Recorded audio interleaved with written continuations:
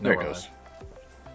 So I was thinking about like this month in August, we are doing our hub remodel. That's what we call the youth room, the hub. Um, and if I can get the storage room, and like my whole main point is to, well, not my whole main point. I'm personally in charge of cleaning up the storage unit area, and if I do that, well, it'd be yeah, it needs a lot of love. If I can do that, I might consider green screening some of that wall and because that would be a nice, super quiet area that I could go and do the podcast from or something. Yeah, it would be fun. I thought I had a room here at the building that was being vacated that I was going to be able to use, but I was not quick enough on the draw. Spanish ministry scooped it up, and That's what they do. Like, rooms go so fast at churches. they do. But one of these days, I'll have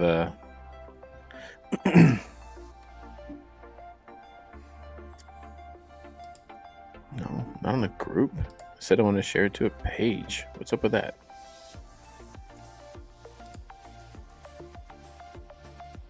I'm having all sorts of problems this morning. Like, I can't even view this as... Facebook changes their stuff so much. It's really annoying. It is.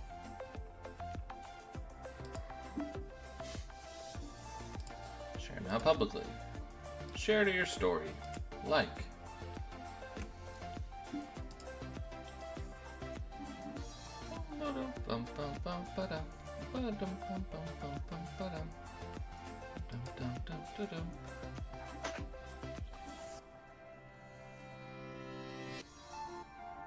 Hey, do you see that you got featured on the Behind the Beards Facebook page for your youth rally you spoke at? I did see that. That's cool. It's cool that they reached out.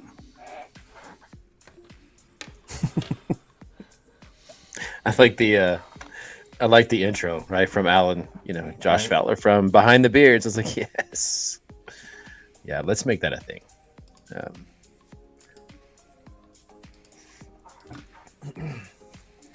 Let's make that a thing.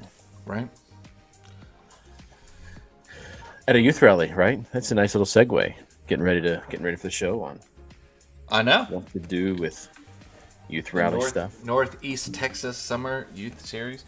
We had, unfortunately, one church kind of drop out of the group.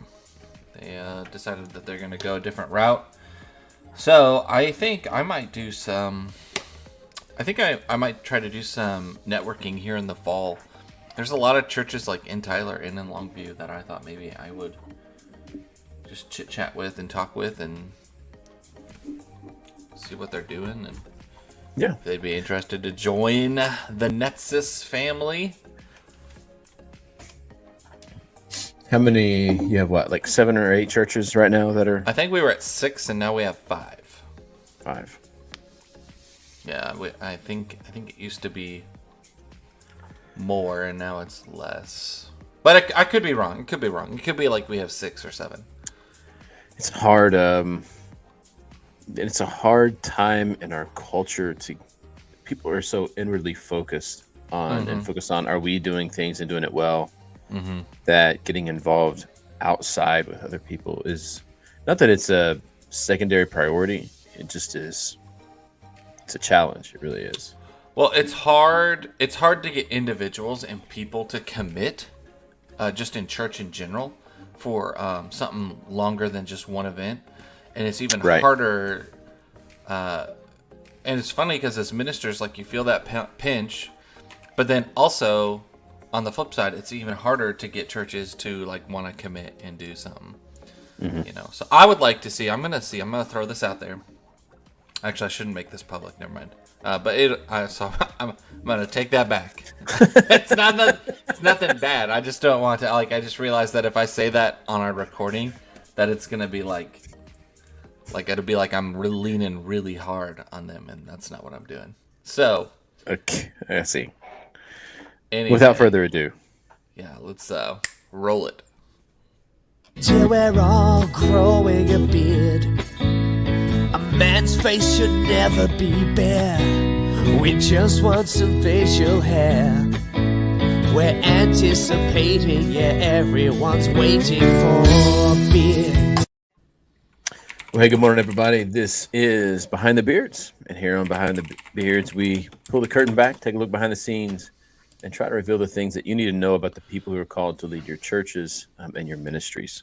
I am Joshua Fowler, a preaching minister in Baton Rouge, Louisiana, the Red Stick. And my brother from another mother, as it is written on our script, Aaron Partlow, youth minister in... Oh, yeah. I do write that, don't I? So youth minister in Longview, Texas. Man, that's me. What is going on, man? What's going on with you today? I'm feeling really good. We had an all morning staff meeting on yesterday where we actually rented out a room and we went and we sat down as a staff and we kind of looked and planned our year, our goals, our focus. We have a meeting tomorrow with our shepherds to kind of talk about this as well.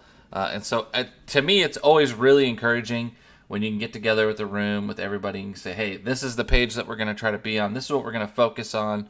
We're going to do some inward thinking, but we're going to mainly focus on some outward thinking and outreach and being involved in our community and be more intentional with that. And so I'm excited. I think that'll be a lot of fun and it'll be extremely healthy for us. What's awkward is when you sit down at one of those meetings and they're like, all right, what are we doing well and what are we doing bad? And you're like, well, I've been here for like 3 months. So I don't know. Like everything is still really new.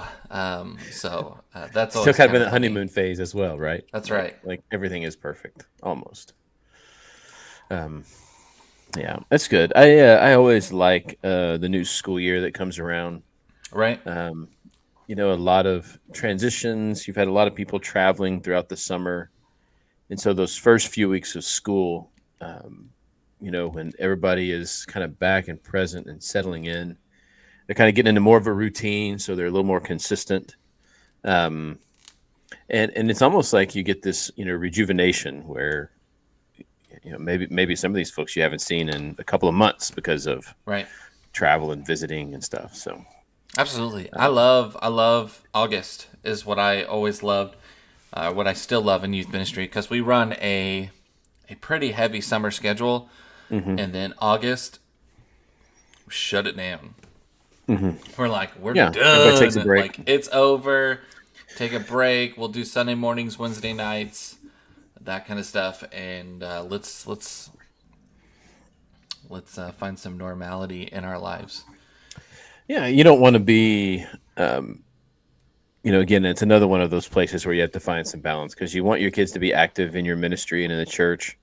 But at the same time, you don't want to be a reason why people aren't able to get into a routine of getting back to school and back into studies and back into regular sleep habits and things that are healthy.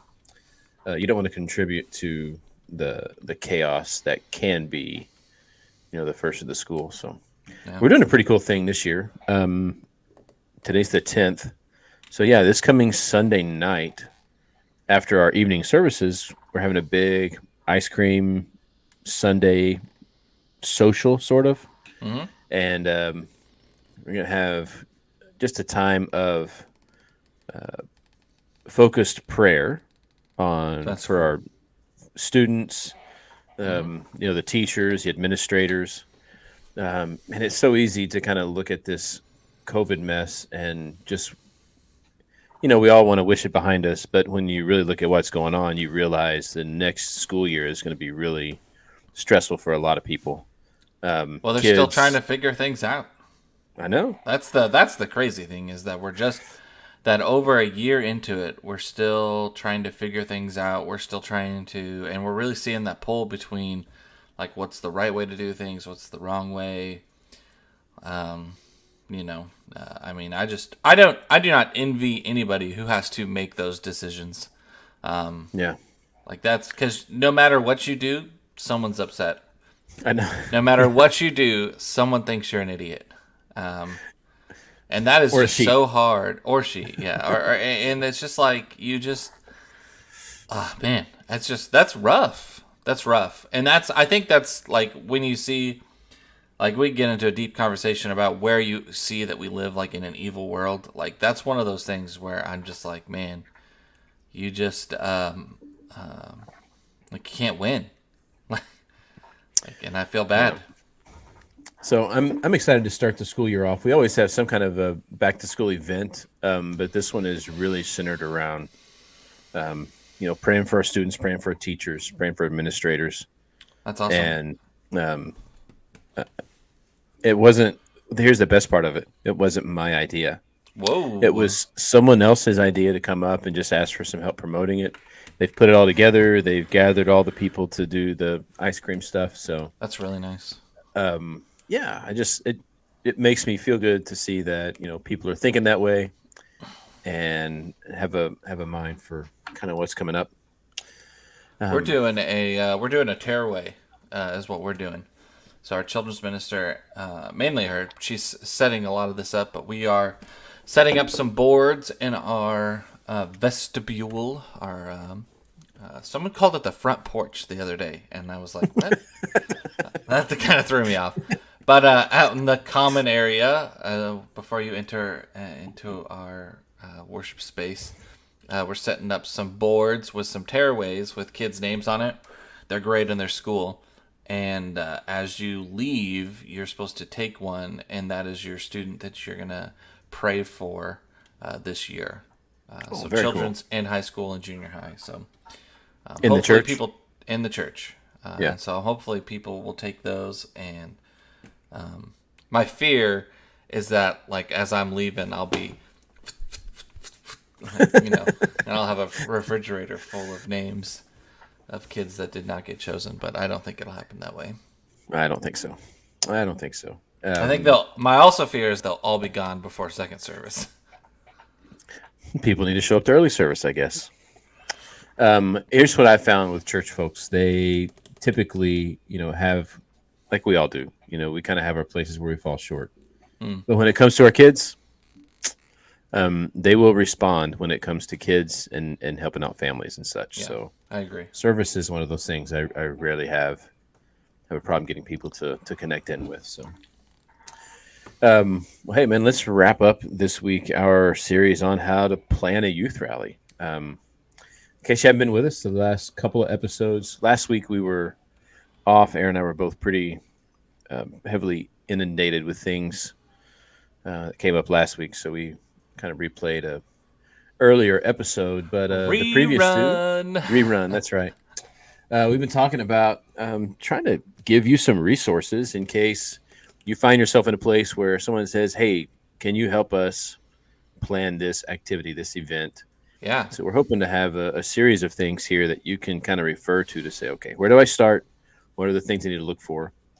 And we're hoping to kind of tie this up today on planning a youth rally. And we hope you know that we're always a resource for you. If you have any questions or if you need any help, if you want to bounce some ideas, if you need help walking through an encounter or how to write a lesson plan or how to put things like that together, shoot us an email, a Facebook message. We are always more than happy to share our experience, however Absolutely. valuable it may be to you. What if we did a live encounter planning one time with somebody? If somebody reached out and they're like, hey, I have an encounter coming up, do you want to make a podcast episode of it? Absolutely. That would be either just disastrous or great. Also, we want you to know that we're not like I don't know what I was gonna say. We are excited and we're glad to tell you all about how to plan a youth rally. Our way is not the only way. It's not like the most perfect way. This is how we like to walk through it and plan it.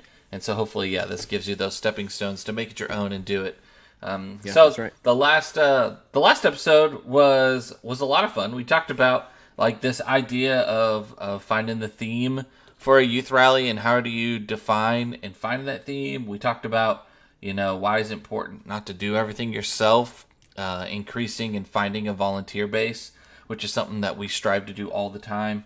And then my favorite part of the entire podcast was like, how do you choose what you should do at your youth rally, and how do you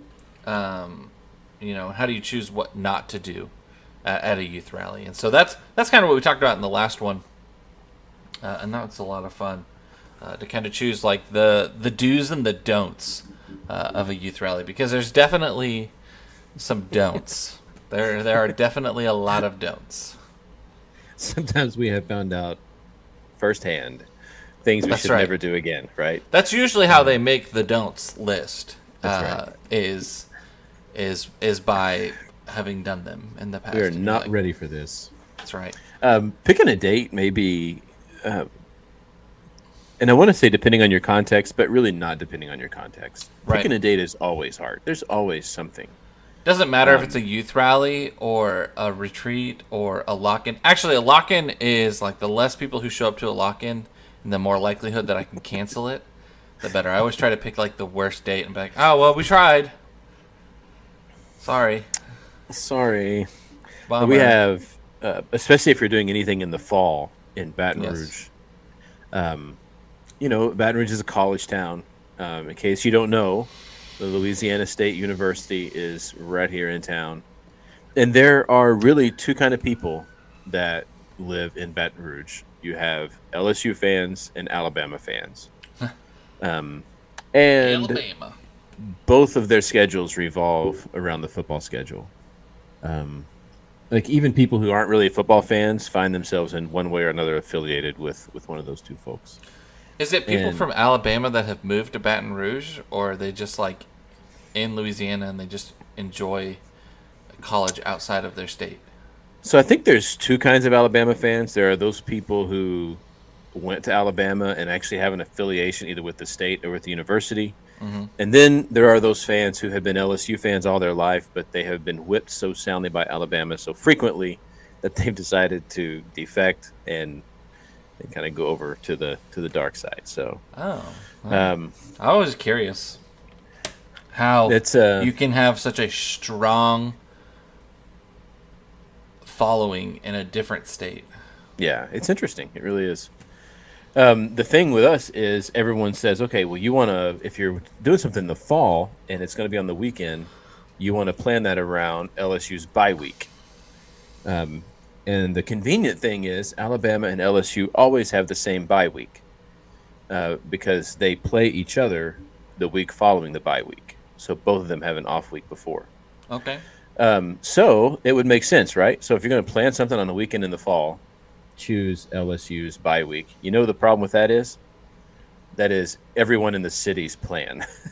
Right, yeah. So every possible event that occurs on a Saturday occurs the second or third Saturday in October Man. when LSU is off. And so there's just, you got to think about that. And it's difficult. Ideally, what I would like to say is, look, we're going to plan a church event, and church people are going to show up to a church event because it's a church event, Right. and we know what's important. And I just, man, I go back and forth. Is it fair to ask them to do that, knowing how much a part of our culture Death Valley and the Bayou Bengals are? Or do we figure out some way to embrace that, right, and incorporate, hey, we're going to watch the game together while we do this event and while we have this thing going on? Sounds like the question that is asked all the time in Paul and even Jesus in Revelation, like just kind of like tries to help us to see and find that perfect balance of how much culture should we allow in the church and how much church should Yeah. be in the culture. You know, at what point are we being more of the world than in the world? And you know, where to draw that line. I'm not saying yes or no. I'm just saying like, yeah, No, I hear that is a It's the hard struggle. question, and I feel like if you're not wrestling with that, you're not doing it right. Because I feel like that's something that we need to wrestle with all the time and be aware of. And when we stop being aware of it, then we stop wrestling. This is not about planning a youth rally at all. No, but it is a part of all these things you have to consider when you're choosing a date for Oh, an it event. is. And how much do I rearrange my church calendar around the secular calendar My and favorite the is a things that are lot going on? And is everyone loves a good fall retreat, right? This is the exact same problem. Everyone loves a good fall retreat. Oh, it's nice and it's cooled down. You can do little fires and sing outside. All these things that like we love, right? So you do a nice fall retreat.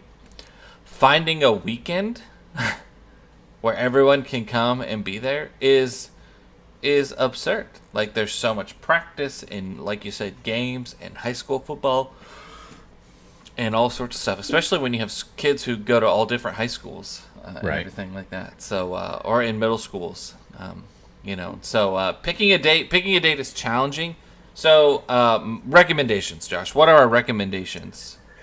Like we can't just be like, here are the things to avoid. Here are the negative things. No, my recommendation is this: consider those things Yeah. and find a date that works best with the most people that you know of. Yeah. Pray over it, and really consider it. Number one, consider is this something that our church and our church people needs in this moment? So much so that I need to add to the calendar of things for our people to consider. And if it is something that you really believe is something that is needed and necessary, then plan it. You can't please everybody. You're never going to please That's right. everybody. But find a date, commit to it, and don't change it.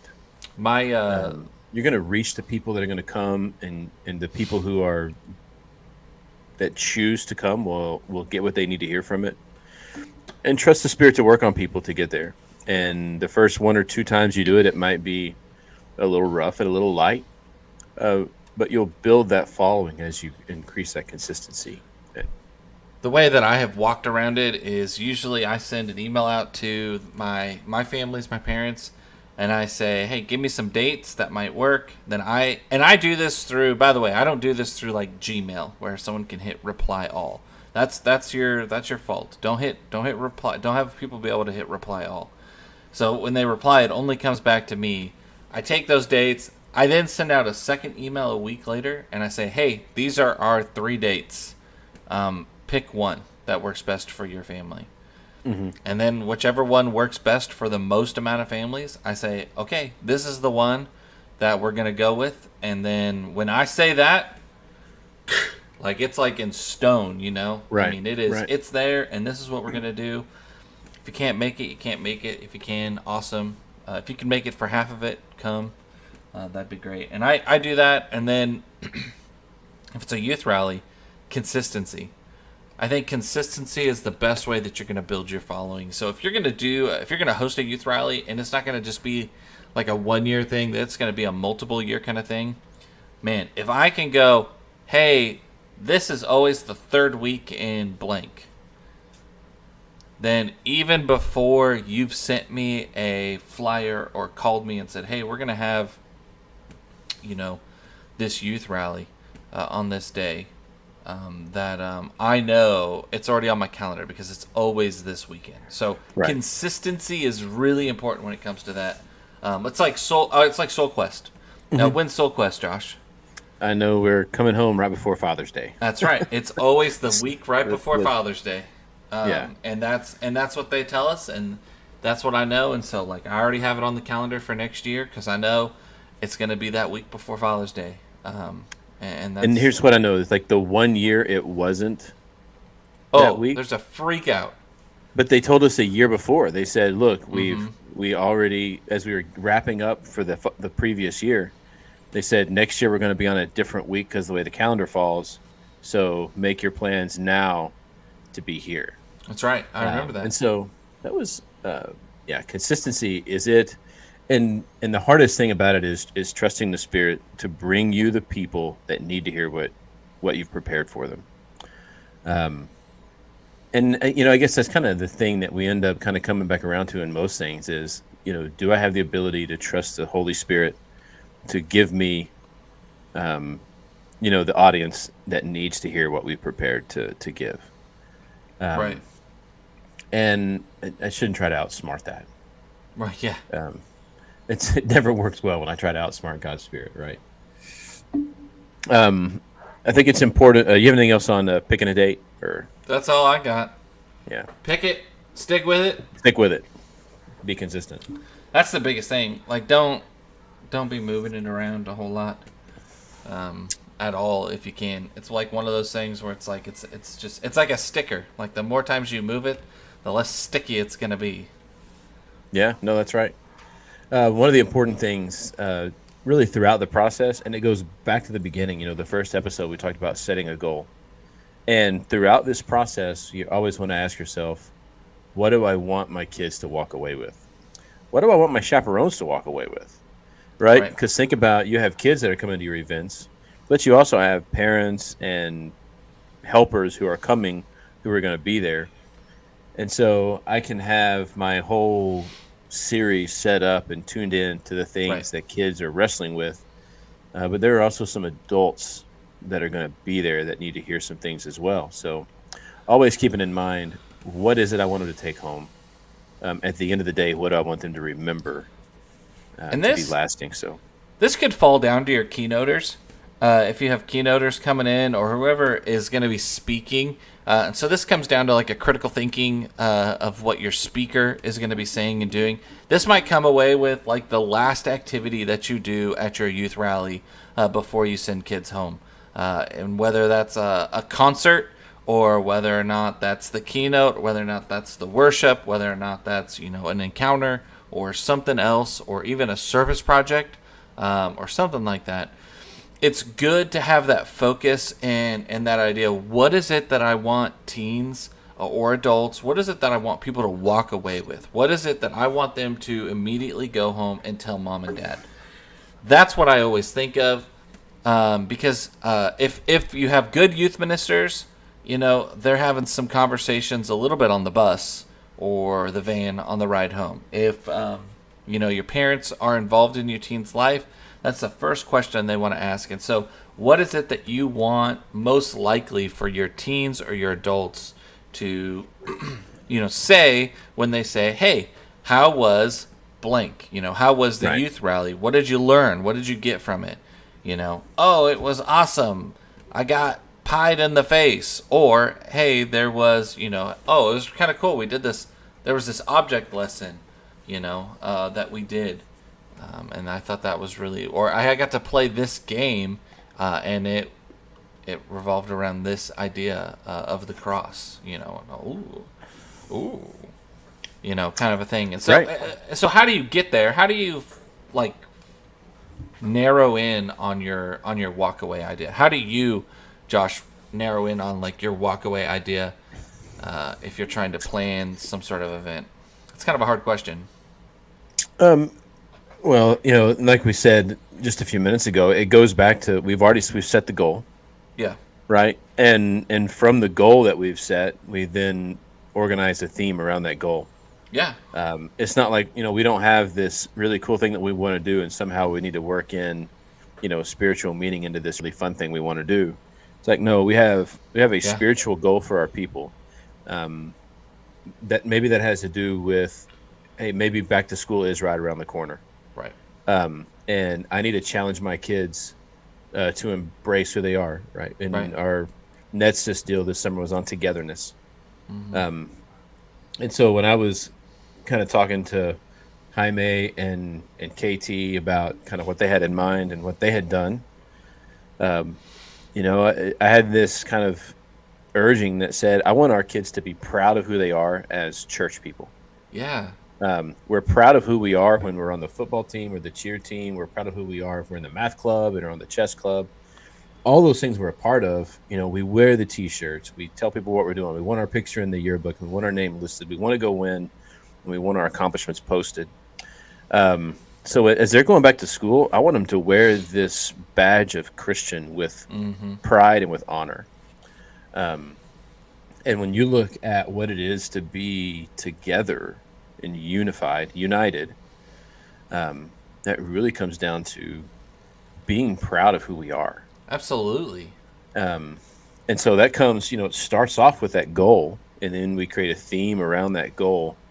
And that spiritual goal is the thing that that's what I want them to take home. Right. Hey, what was the youth rally about? Well, I mean, if they have to think about it, then we haven't done a good job of really pressing on them, Right. that central focus. So I want to give this advice to people if you're planning a youth rally, if you're a youth minister and you're new or something, or even if you're just a chaperone that's taking a group to Winterfest, right? You're taking a group to Winterfest. I think one of the most fundamental, important moments of either Winterfest or a youth rally is that youth group time that you have. So it's I've always described this, and this is like a small group time. I've always described this in terms of eating and food, right? And so you have a light breakfast, and then you get your lessons, which is like this meal. We'll do encounters, which is like dessert because it's a little bit of fun. And whenever you are at Thanksgiving, right, and you overeat and you feel really like bloated, like the number one thing you need to do is digest, right? You just need to like stop and digest some food, right? And so I always consider like that youth group time to be like that digestion time. And so if you want to make Winterfest or you want to make those events even more better, there was a word I was going to use, and that was a lot better than just better. If you want to make those, even more better impactful for your teens, more impactful. That's a great word. Thanks. Take time to do that youth group time. Take time when you go back to the hotel. Take time if you're hosting a youth rally. Give your youth ministers 45 minutes, 30 minutes. Send them to a room in your church building. I really enjoyed. We just did these Netsis days, and all three of them we had time for a youth group time where we were able to go and talk about the keynotes, talk about the encounters, kind of check in. Our kids are all over the place doing stuff all day. Or at these youth rallies, and so being able to have that time to digest, take advantage of that time on the van or the bus home, to talk about like, hey, what stuck out to you at the youth rally? I mean, just simple, easy questions to just kind of help process and digest and go through what you just experienced, what you just learned, what you just walked through. You'll be amazed. One, you'll be blessed by the different amounts of knowledge and information that maybe you didn't even hear or see. And you'll also be amazed at how much like the kids are listening and things like that. So that would be my like professional opinion is to take that time and to have that, especially at Winterfest. You go to lunch, use that time. I mean, I know the kids just want to chat and talk and have fun, but man, like, focus. It is super cool if you can text out a link to a Google Doc that has a couple questions on it and say, hey, I want you guys to talk about these questions at table. Like, we always took our kids and we always went to Chili's. Always went to Chili's because they have a broad menu, so I know everybody could get something that they wanted. Give them a link to a Google Doc that says, hey, I want you guys to talk about these questions. Fill it out and send it back to me. Google Forms is a great way to do that too. So that I know that you're around the table talking about, what we just experienced at Winterfest or something like that. Simple little ideas that elevate these youth rallies and these meetings. Yeah, and it's important to have the people who are helping the folks that are coming from other churches. Yeah. That everybody be on the same page. Yeah. One of the coolest thing I got to go keynote the Netsis days there in Kilgore. I hadn't really thought of it. I should have been a little more proactive about getting other people on board with some things, but I didn't really know how things were going to play out. Right. But my first question to the kids was, who are you? How do you answer that question when someone says, who are you? Mm-hmm. And then we introduced the idea of hagios, which is, normally translated saints, but, you are holy ones. God has something special in mind for you. He's created you for something very, very intentional.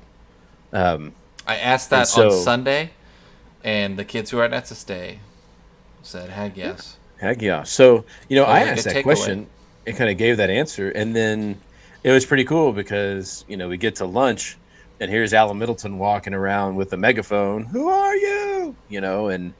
But that immediate point of emphasis Right. Here's something that we need to take away. Right. And so when you have people around you who can help continue to impress that on kids and on the adults that are there, the more reinforcement it gets, the more likely it is to stick. Right. And if you can get just one or two things to really catch on with someone, you're going to throw out all kinds of information. You just need one or two of those things to really kind of take root. Well, and sidebar real quick, when you have those one or two things, it's not that those are the only two things they remember. It's almost like those are the stakes that are planted in the ground that they remember, and then the ropes of information are kind of tied in between those. And so, they have a hard time maybe fully remembering all of it, but it's tied to those moments, and so they can help get there. And from those stakes, we can get to all those other memories and all those other teachings. Absolutely. So how do you find a balance between like fun activities? Oh, I'm so much better at this than you. I'm just like so quick. I'm just kidding. So how do you find a balance between fun activities and challenging teaching? Like, how do you decide what like you're gonna like preach from the pulpit, or that challenging teaching, and those fun activities? That's our next question. That's what we wanted to dive into. So if you're planning a youth rally, how do you find that balance of fun activities, gift cards and things like that, and really diving into the Word and looking at that challenging message that you do want people to walk away with, and know that your youth rally was about that this weekend. And it's kind of like acupressure, right? I mean, you want to press on some points, and when you press on those points, it hurts.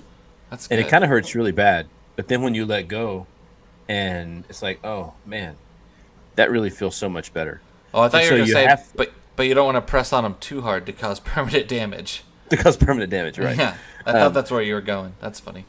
No, I just because I mean, you want to go and you want to press in, you want to challenge them, you want to give them some things that are convicting, right? But if your whole series, your whole day is all, that it can become really like, man, I'm just really sorry all the way around, and there's really no hope for me.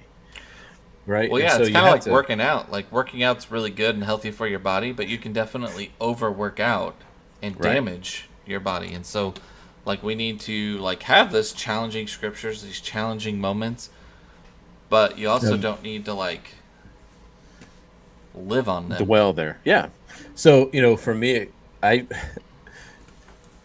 it's hard. It's hard to do as a keynote speaker. You have some challenging things to do, but then there are some times where you want to make them laugh as well. So you have the range of emotions that you wanted to kind of roll through, because the laughter keeps us ready to accept the things that really convict us.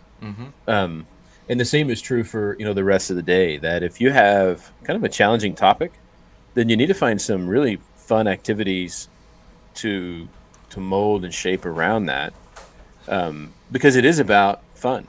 It is about enjoying being together. It is about little kids that like to run through the room and lighten the mood immediately. Mood. And so there is a balance that you have, and it's it's not as the pitter patter of feet, man. Is that the dog or the child? Oh, it's Sam. I see the sword. It's you want them to have a good time. You want them to enjoy themselves. You want them to realize that this thing about being church, being Christian, is something that's enjoyable, and that even in the midst of a convicting truth, we can have fun. Yeah, I totally agree with everything that you just said.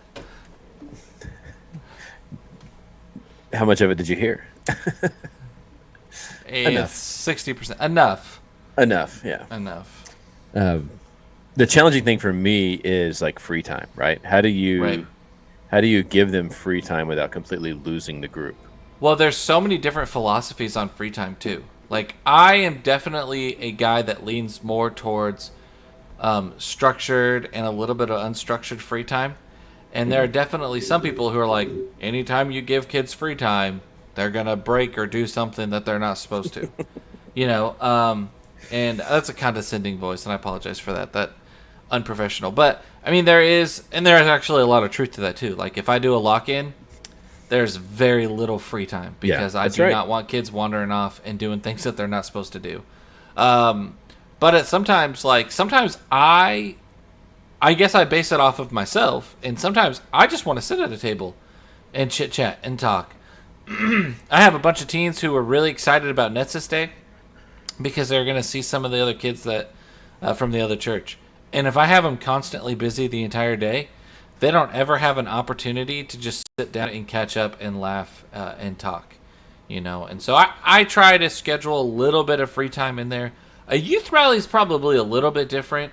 Netsis Day was very different because it was an all-day youth rally. And so I personally, that's my thing, is I like to have a little bit of, like, even if it's just 20 minutes, 30 minutes, normally that's kind of like my prep or setup time. So that's one thing. If you're planning a youth rally, I always did my free time right before some other big event that required some good prep or setup. So usually before the encounter, they had free time because I was setting up for encounter. Or, the Flower Bomb War or a big activity, I have some free time right before that because, there's some setup there. So that gives me time to set up. It gives them time to kind of have some free time. It also gives me some time to snag a couple kids or other people who want to help set up. I have, you have teens who like to help set up and they feel like they're a part of the youth rally when they're able to help be a part of that and do that. So, that also kind of saves you. We don't think about this sometimes, but that also saves you from having to do prep and setup during food times. Right. Because you need to eat. You're famished and you haven't gotten to eat or anything like that. So. Yep. And then, by the time all that's done, it's pretty much time to wrap it up, to close it up. I'm always torn between whether you, like, there's two philosophies, right? Like, it's like the day's over, and so let's have this really fun time of entertainment, and then we go, or do you want to leave them with something, a little more challenging? And so it kind of goes back to, when you say, what's the walk away, is, have you impressed enough on them throughout the day or the weekend that we can have something fun at the end that they go away from? Or is that really where we need to send them away? It's an interesting. I personally, I think both are great. I don't think that there's a right or a wrong way to definitely do that. I guess I personally enjoy leaving on a keynote or a worship. However, that's if I'm hosting the youth rally. Now, if another church, and we drove a long distance to get there, they're ending on a concert or something like that, I like that because we might leave halfway through the concert or a little bit, to leave early. And I know we're only missing part of a concert.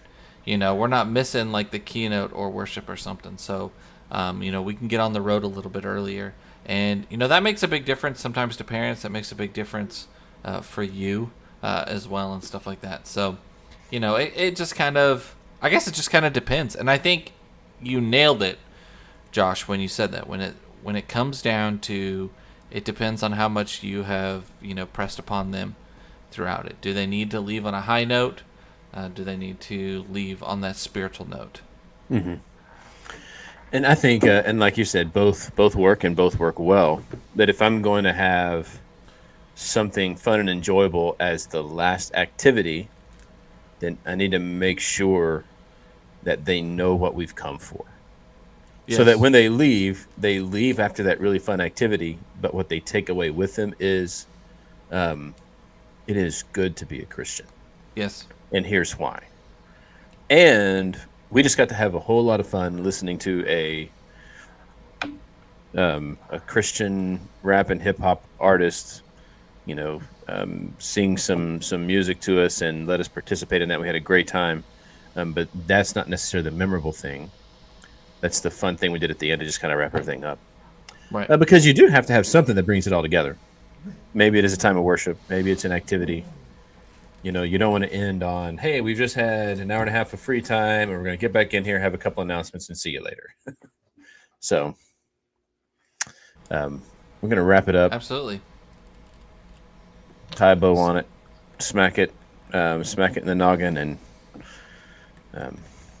Are you a fan Heading of down the road. take-home gifts at youth rallies? only if they're Sunday cool T-shirts.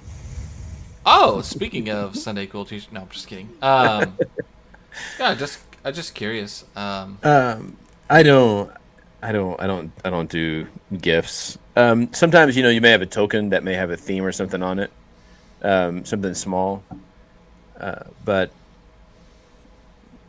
you know, I would say, you know, a T-shirt would be about the only thing I would send as a gift. So As a send home.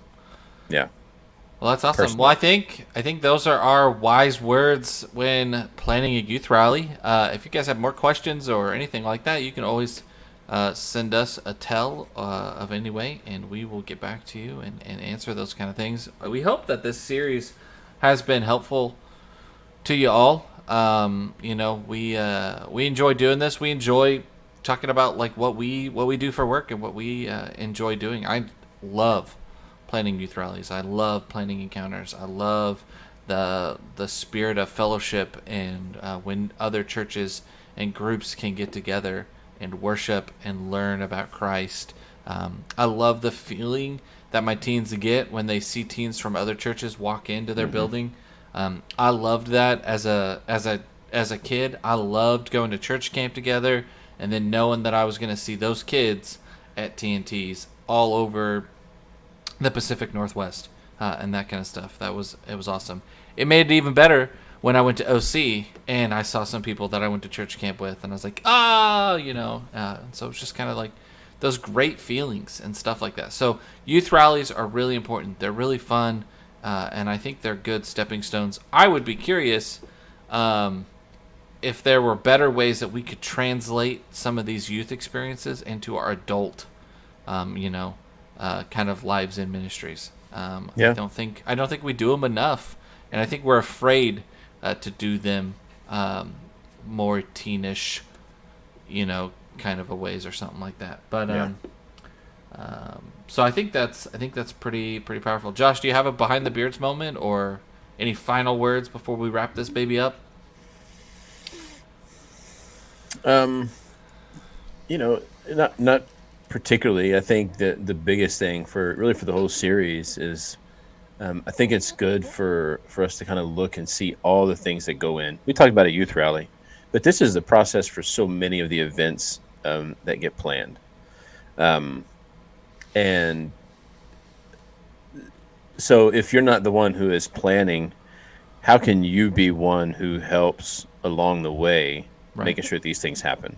Like Yeah. if you are one of those responsible adults that are there, and no one has come to you and said, hey, this is kind of what we're after for this week or weekend or day, maybe you need to go to them and say, hey, is there something I can be kind of reinforcing to these kids throughout the day to make sure they get what we want them to get? Right. And kind of being aware that sometimes we need help kind of pushing that message along. And sometimes we assume that we've done some things we haven't done. Sometimes we assume that you are getting some things that you haven't maybe yet gotten, that hasn't been as clear as we've thought they were. For sure. And so, find a way to help move that message along and reinforce it as much as possible.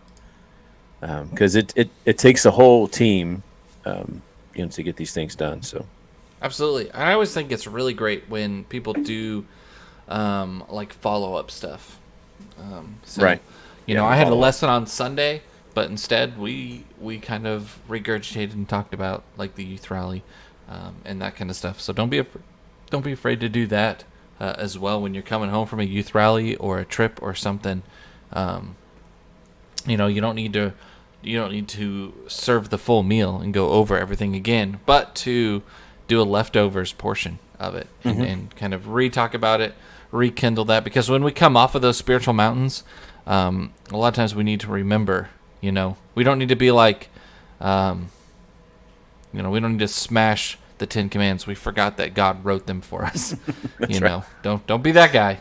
But we do need to remember those important things. So we want to thank you guys for being here today. We appreciate it. We love you all, and we hope that this podcast is uplifting and powerful to you.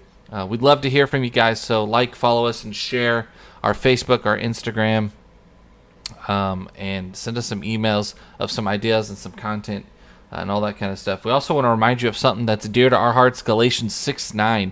Don't grow weary in doing good. This world is messy, life is messy, so do something different.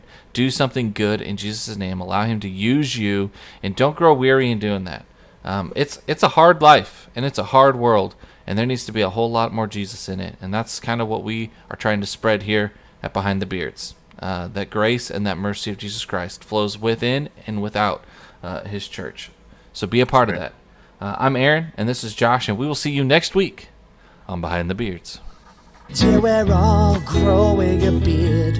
A man's face should never be bare. We just want some facial hair. We're anticipating, yeah, everyone's waiting for a beard. Good stuff. Like my sermon there at the end. I did. It was nice. Did you like the song I sent you? God No Beard? Yeah. That was funny. Dylan's found himself a little sea shanty channel with a little group there, and he was playing me some music from it, and I was like, "Oh, this is Come on, Sam. I'm done. this is awesome." Sam, come on up for the after show. Sounds like he's riding a horse. Well, it's actually because our floor is nice, and I like our floor, but it's not super it's not glued down like it was the one I did at the teen room. Yeah, it floats. It floats a little bit. So there are some places where it's literally it feels like this, and there's other. Yeah. So I don't know if I need to get some glue and pull some of them up and glue them down, or I don't know. I don't know a whole lot about it. So Hey, Sam. how are you? Can you say how are you? I'm good, man. How are you? Oh, do you want to wear the headphones so you can hear him? Hey, Sam. What's up, man? Dad just said stay in Mama's bedroom. Yeah, Daddy did say stay in Mama's bedroom. He needed it quiet, huh? Yeah. Were you watching Hear everything Blippi? You're saying to him. Yeah, but I changed Blippi You changed Blippi? What'd you Not change it watching to? Blippi? into an app that's called Cuckoo Loca. Cuckoo Loca. Yeah. Oh, well, that sounds like fun. Do you like it?